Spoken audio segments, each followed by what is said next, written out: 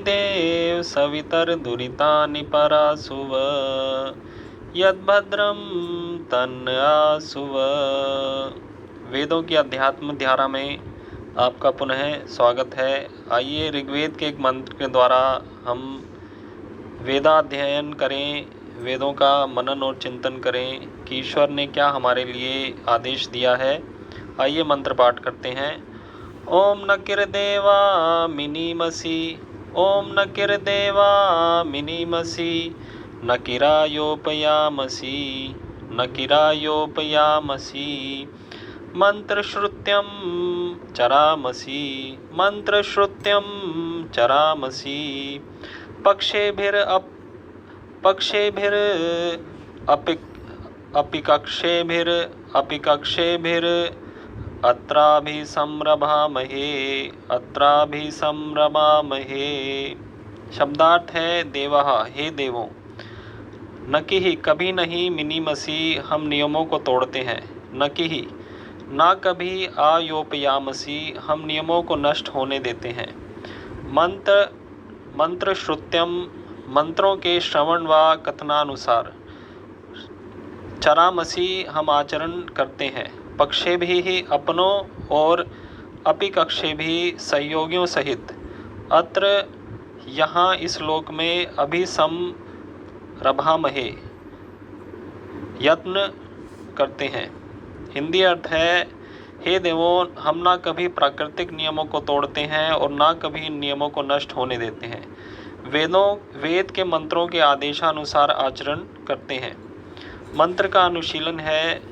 समाज को सुखी बनाने के लिए मंत्र में 3 शिक्षाएं दी गई हैं। ये हैं, पहली, प्राकृतिक नियमों को ना तोड़ें। दूसरा, वेद की शिक्षाओं के अनुसार कर्म करें। तीसरा, मिलकर यत्न करें। जो भी व्यक्ति, परिवार, समाज और राष्ट्र इन नियमों का पालन करता है वह सदा समृद्ध होता है। प्राकृतिक नियमों को ना तोड़ें। प्राकृतिक नियम क्या हैं? प्रकृति के अनुकूल कार्य करना। प्राकृतिक नियमों को ही ऋत कहते हैं। प्राकृतिक नियम हैं कि शुभ कर्म का फल शुभ होता है और अशुभ कर्म का फल अशुभ होता है।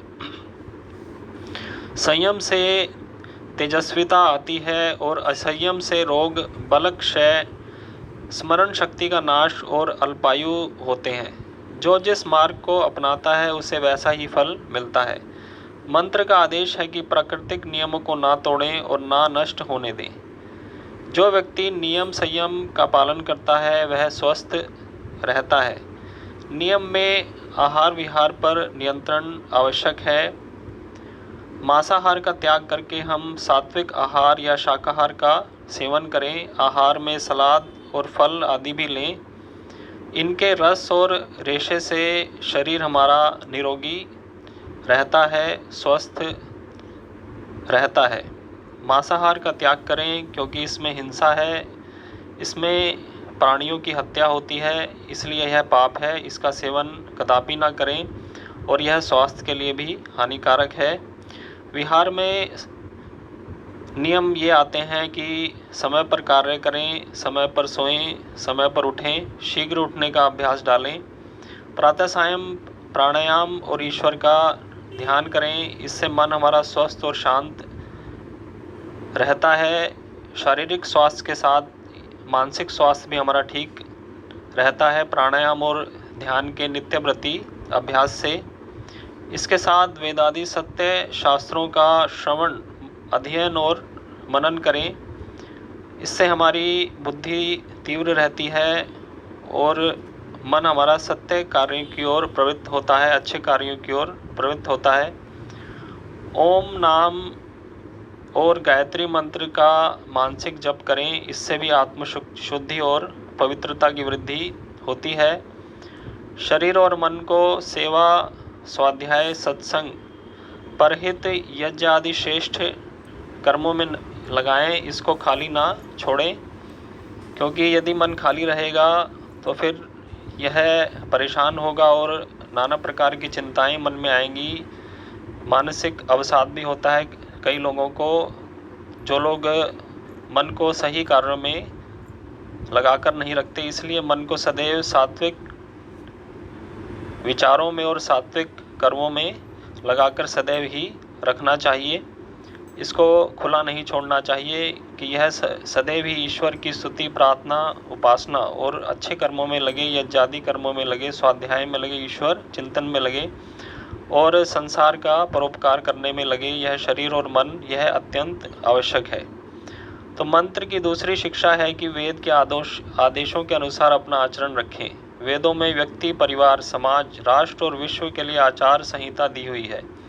जो इसका पालन करते हैं वे जीवन में सदा सफल होते हैं, उन्नत होते हैं और सुखमय जीवन व्यतीत करते हैं। इसलिए मनुस्मृति में कहा गया है कि वेदों में धर्म का सार दिया हुआ है। वेदों में सबके कर्तव्यों का उल्लेख है।